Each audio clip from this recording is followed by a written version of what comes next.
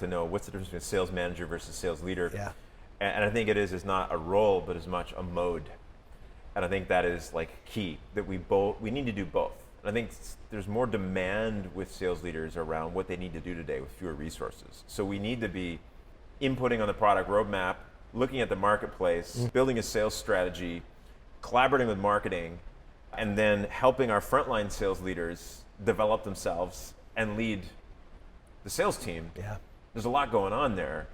And most of them, when I sit down with sales leaders who are feeling overwhelmed and I start to talk about what they should be doing, they're like, I know that, but I'm not doing it because I'm buried.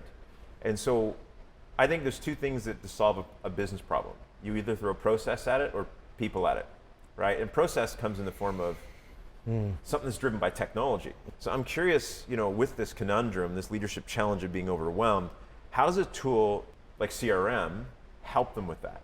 Yeah, well, I think, listening to the question, probably the first constraint that you're up against is you just can't throw people, either because the problem can't be solved with more manual resources, or you don't have the budget to just add people. So that's why a lot of organizations then look to a CRM.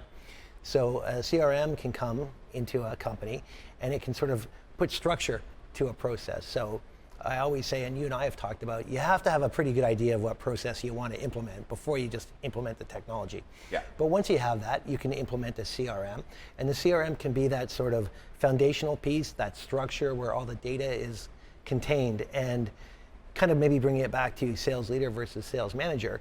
If you set that up correctly, and all the data is being fed into it, and people are following the processes, that all gets escalated into dashboards or analytics, these kind of things.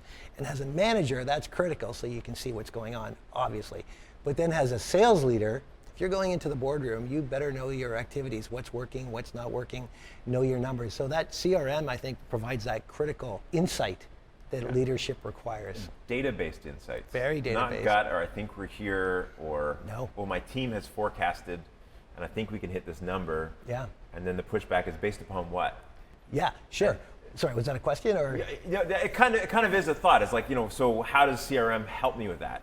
Well, the pushback on CRMs is reps usually don't want to put the data in there. Yeah. Right? Yeah. Or they put in half accurate data type thing. And so when you are, whether I think sales manager or leader, you're going into your CRM and you're looking for trends.